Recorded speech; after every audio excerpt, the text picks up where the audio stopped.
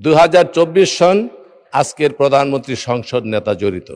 তো আমাদের বিরোধী দলের সদস্য যারা রয়েছেন ওয়াকআউটের পূর্বে পরে কারণে অকারণে দেখি কান কথা বলেন।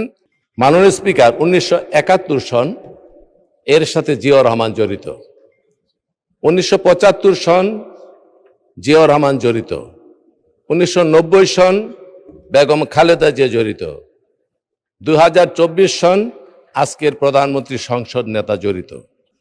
অনেক ব্যাখ্যা রয়েছে। এই প্রত্যেকটা রাজনৈতিক পরিমণ্ডলে রাজনীতির বাঁকের সাথে বিপরীতমুখী দ্বান্দ্বিক রাজনীতির জটিল সমীকরণের একটা সম্পর্ক রয়েছে। এই জটিল সমীকরণের সমাধান হয়েছিল জিয়া পরিবার এবং বাংলাদেশ জাতীয়তাবাদী দলের হাত ধরে।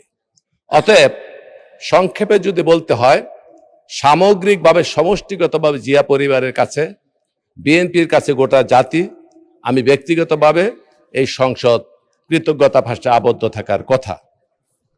কারণ এই বাংলাদেশের ইতিহাস থেকে জিয়া পরিবারের ইতিহাসকে যদি কেউ বিচ্ছিন্ন করে দেখার, খণ্ডিত করে দেখার চিন্তা করে, তাহলে সেই কথাই মনে করিয়ে দেয়। একটি কথা আছে, রাজনীতি থেকে যদি ধর্মকে বাদ দেওয়া হয় তাহলে কেবলমাত্র চেঙ্গিসের রাজত্বই কায়েম হয়। আর বাংলাদেশের ইতিহাস থেকে জিয়া পরিবারের বিএনপির রাজনীতি যদি বিচ্ছিন্ন করা হয় তাহলে সেই ইতিহাস হয়ে পড়ে অন্তঃসারশূন্য, সারশূন্য, ম্লান হয়ে যায়, কলুষিত হয়ে যায়। 200-র বেশি সার্ভিস ও ফিচারে লেনদেনের সব বিকাশ অ্যাপে সম্ভব।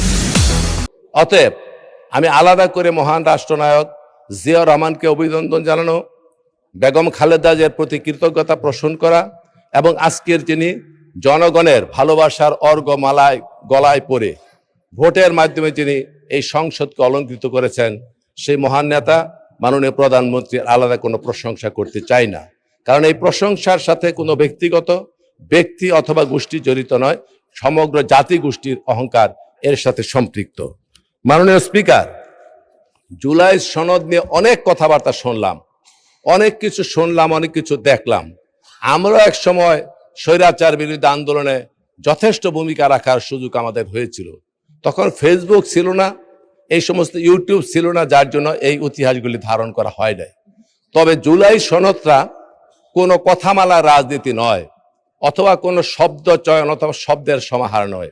এটি বাস্তব ধর্মিত একটি ব্যবস্থা, যেটি নিয়ে সেমিকলন, দাড়ি, কমা নিয়ে আমার বিরোধী দলের অনেক সংসদ সদস্য অনেক ধরনের কথাবার্তা বলেছেন।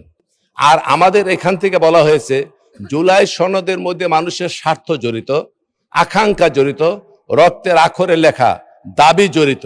অতএব সেই দাবি পূরণ করতে হলে একটা পদ্ধতিগতভাবে এটির সমাধান করার দরকার। যেই কথাটি মাননীয় স্বরাষ্ট্রমন্ত্রী বলেছেন, আইনমন্ত্রী বলেছেন, অনেক সংসদ সদস্য বলেছেন, এটি এই জুলাই সনদকে বাস্তবায়নের জন্য পদ্ধতি নিয়ে আলোচনা করা দরকার। এই প্রসঙ্গে আরেকটি কথা আমি সংক্ষেপে বলতে চাই, যেহেতু সময় কম। পণ্ডিত জওহরলাল নেহেরু একটি কথা বলেছিলেন যে পাশ্চাত্য শাসন ব্যবস্থার সাথে আমাদের ভারতীয় শাসন ব্যবস্থার পার্থক্য হচ্ছে এই, ওদের শাসন ব্যবস্থা পদ্ধতি নির্ভর আর আমাদের শাসন ব্যবস্থা কান কথা নির্ভর। তো আমাদের বিরোধী দলের সদস্য যারা রয়েছেন ওয়াকআউটের পূর্বে পরে কারণে অকারণে দেখি কান কথা বলেন, কান কথা বলার পরে ফিসফিস করে বলার পরে কোনো সময় ওয়াকআউট করেন, কোনো সময় তর্ক করেন।